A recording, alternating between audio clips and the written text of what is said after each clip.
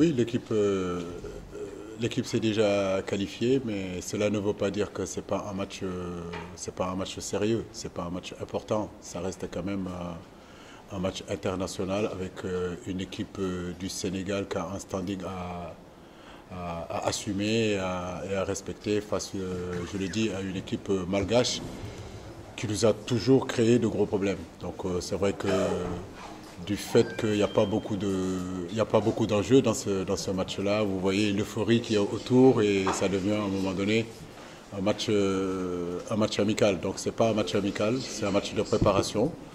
Donc nous avons à cœur de bien l'entamer, de bien le jouer et surtout, Inch'Allah, de bien le gagner. Donc on essaiera de mettre en tout cas la meilleure équipe possible pour cette rencontre-là. C'est un match international. Donc les matchs internationaux, souvent c'est des matchs compliqués. C'est vrai que nous sommes qualifiés, mais durant la préparation au mois de mai, à mon avis, on n'aura pas beaucoup de matchs de préparation. Donc j'ai envie de dire que ce match contre Madagascar, malgré que c'est un match officiel, doit nous servir aussi de préparation.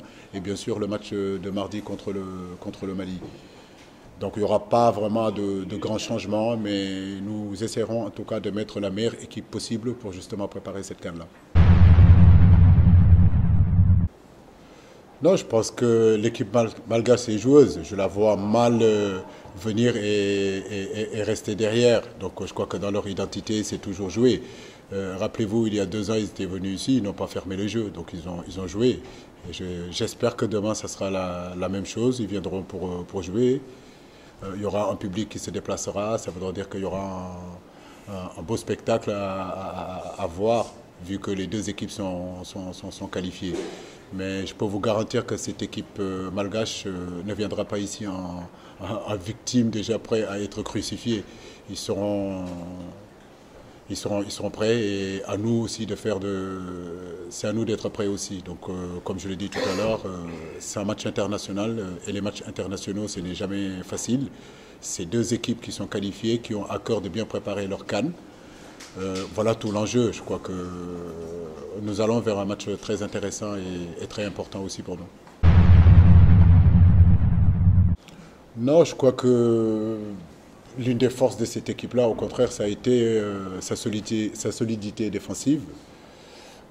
C'est vrai que sur les coups de pied arrêtés, on a pris 2 buts, si je me rappelle bien, même 3, j'ai envie de dire, durant la Coupe du Monde contre la Pologne, contre la Colombie. Et je crois qu'on a pris aussi un but sur coup de pied arrêté contre cette équipe malgache, même si le ballon était sorti. Aujourd'hui, je continue à dire que le ballon est sorti. Mais bon, ça a été comptabilisé comme but. C'est vrai que nous devons faire très attention à ces balles arrêtées. On a de la taille. Je crois que les coups de pied arrêtés, c'est surtout une question de mentalité. D'ailleurs, c'est ce que je disais tout à l'heure à nos joueurs. Ce n'est pas question de poids, ce n'est pas question de volume, ce n'est pas question de taille. C'est surtout un état d'esprit qu'il faut avoir.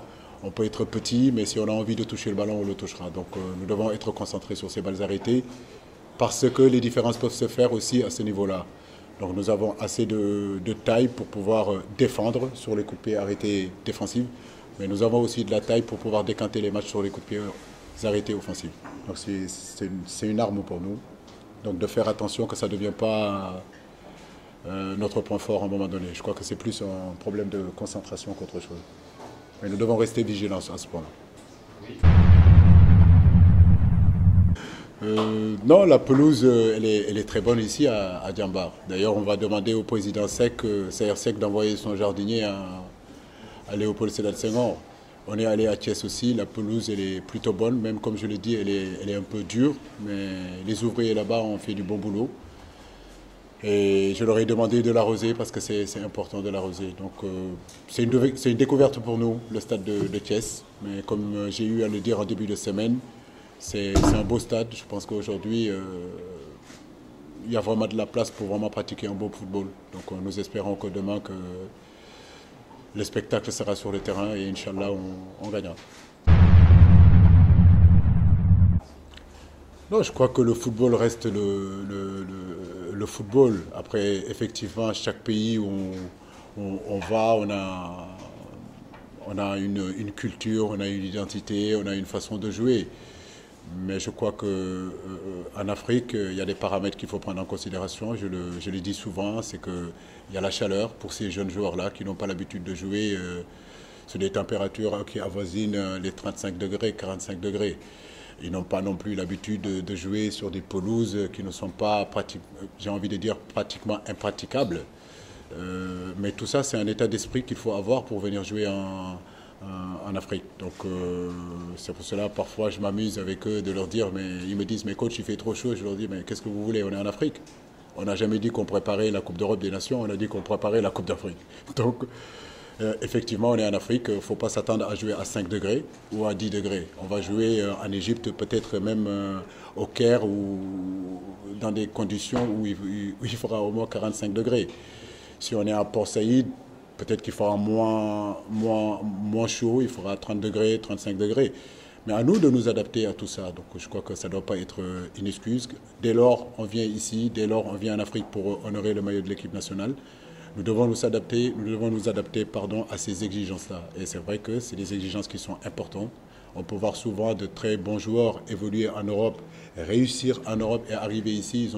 Ils auront souvent du mal à s'épanouir et à trouver leur vrai niveau. Donc je crois que c'est plus un problème d'adaptation, mais un problème surtout psychologique, de se dire que je vais en Afrique et les conditions sont comme ça, il faut que je m'adapte, mais n'empêche que ça ne doit pas m'empêcher de jouer à mon meilleur niveau. Le peuple sénégalais a toujours été à côté de son équipe. Nous, on a toujours rencontré, on n'a jamais rencontré en réalité d'hostilité vis-à-vis de notre public.